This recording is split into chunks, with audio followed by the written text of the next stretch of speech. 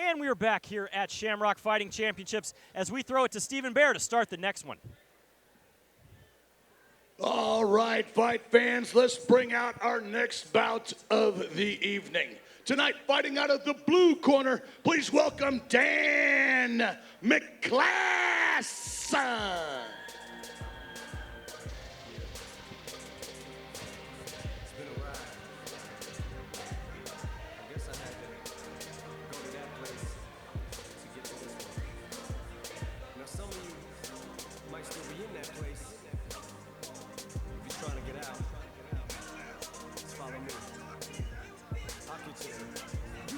Dan Mcglasson is a true veteran of MMA. He sports over 25 pro fights on his record, with noted wins over Strikeforce vet Lucas Lopes, as well as UFC vet Jesse Sanders. Now, Mcglasson is coming off a loss to MMA legend Jeremy Horn and looks to go out on a high note, as he has stated this may be his last fight in the cage. Well, Mcglasson's fought everybody. He'll fight anybody in any weight. The guy will take a fight on short notice. He is a tough guy with tons of experience. Now, Mcglasson had some problems making weight for this fight, but he was calling the promoter. He let them know. He let the matchmakers know, hey, I'm having issues. It's not going to happen. Like a true professional, he did call in, let people know what was going on.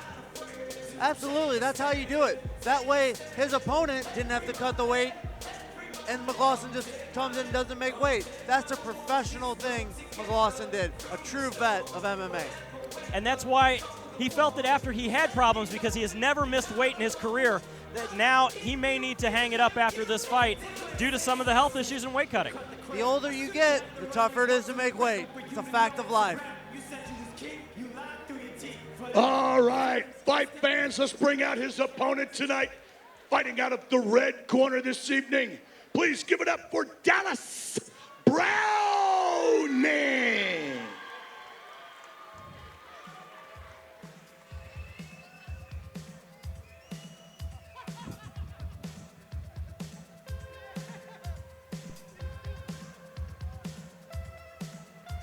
I do have to say, very interesting choice of walkout music. MMA fighters are a special breed. That they are. Now, Dallas Browning hasn't seen action since last June, but he has spent his time wisely with a move to Las Vegas to train at Syndicate MMA. Now, with 5 of his wins coming by submission, we look for Dallas to get this fight to the ground and capitalize on those wrestling skills. Absolutely. Dallas is going to try and get this fight to the ground, but Mcglasson's very experienced on the ground also. Mcglasson's been in there with some of the best jiu-jitsu fighters in the world. So we'll see how this turns out. Yeah, Dallas, I mean, his fight against Lucas Lopes was it was just done and over with. Lopes didn't see it at the end of the fight. I mean, it was rough. Now, Browning, though, he did move to Vegas, Syndicate MMA, a very, very big training facility, working his jiu-jitsu with guys like Vinny Mcglasson, high level, Filthy Tom Lawler out there. That is definitely some of the big boys that you want to be with. Syndicate's a great gym. They have lots of UFC fighters, lots of top-level fighters to train with. Now, he likes the crazy submission, so I think this should be a real interesting fight. Well, I've seen Mcglasson fight several times. He's not just going to get an easy submission on Mcglasson. He's going to have to earn a submission victory if he gets it against Mcglasson. Yeah, the thing that I like about Dan Mcglasson is that he can find a way to win in any situation, and he is always happy to take it to a third round because of that cardio and conditioning. And with that, let's send it up to the cage to Stephen Baer. All right, ladies and gentlemen, tonight, fighting out of the blue corner this evening, he weighs in at 199 pounds. He hails from Keokuk, Iowa. Give it up for Dan Mcglasson. His opponent tonight, fighting from across the cage out of the red corner this evening. He weighs in at 195 pounds. He's from Las Vegas, Nevada. Give it up for Dallas Browning.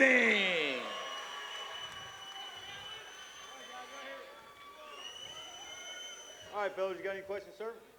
Got any questions? Touch them up, guys. God bless you. Come out fighting. Referee Mike England signals for the start of the fight, and here we go. Mcglasson has a pretty big height advantage. Let's see if he can use that to his advantage. Now, if you are Dallas Browning, how do you deal with a height advantage like that? You got to move that head, double your jab, get to the inside.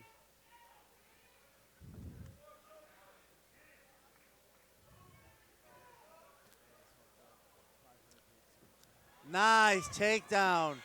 Beautiful from Browning. Ducks right under the big punches of Mcglasson, gets an easy takedown. Mcglasson is working his open guard, probably looking for a sweep here.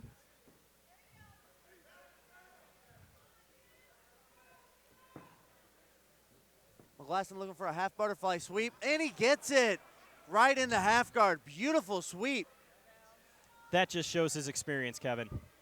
Absolutely.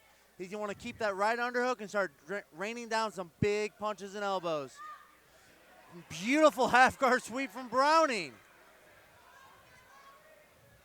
Very nice jiu-jitsu back and forth from both fighters.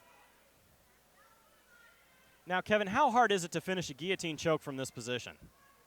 Well, Mcglasson's not going to be able to finish it from here. He's just holding on. He's also not going to be able to get his hips out and do any offense from here while he's holding on to that guillotine.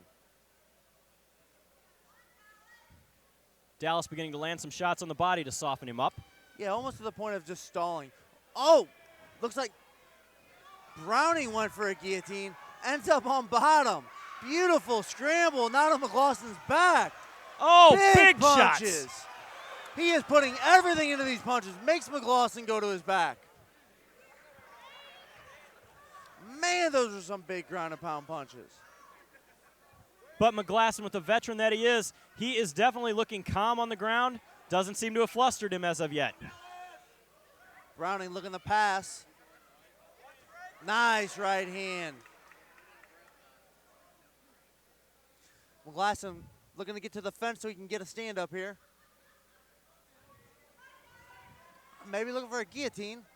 Mcglasson working to control that head. Arm isn't in, but it's really hard to finish that from the bottom, especially whenever there's nothing in your guard. Browning's done a good job to get out of Mcglasson's guard. And we're down to 2 minutes and 30 seconds in the first round of this 3-round fight here at Shamrock Fighting Championships. And a nice sweep from Mcglasson. You know, Kevin, we are really seeing a lot of good jiu-jitsu here tonight.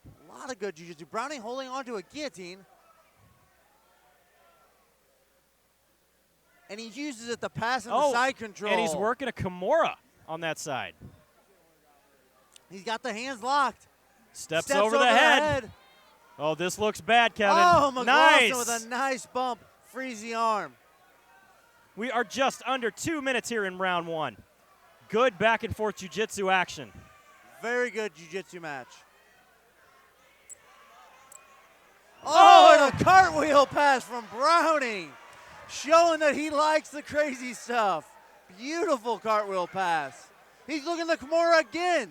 He's holding over his head. He might have He that. may have this one. Yes, he does. He's got the Kimura. And Dallas Browning finishes his fight via Kimura to a definitely happy crowd. Beautiful jiu-jitsu from Browning. A cartwheel pass into a Kimura. How often do you see a cartwheel in MMA? And let's take a look at this replay here. As he steps over, cartwheel in, down to north-south position and begins to work on that arm. Right into the Kimura. Beautifully done by Dallas Browning. With nothing there, Dan Mcglasson is forced to tap.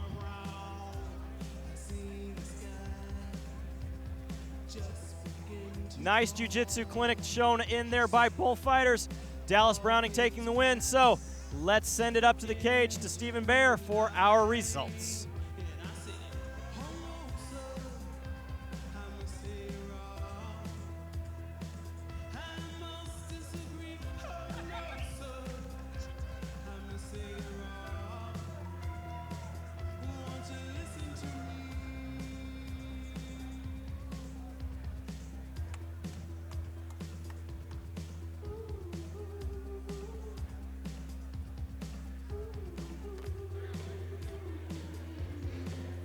All right, ladies and gentlemen, this bout ends 3 minutes and 31 seconds of round number one due to tap out from an arm bar.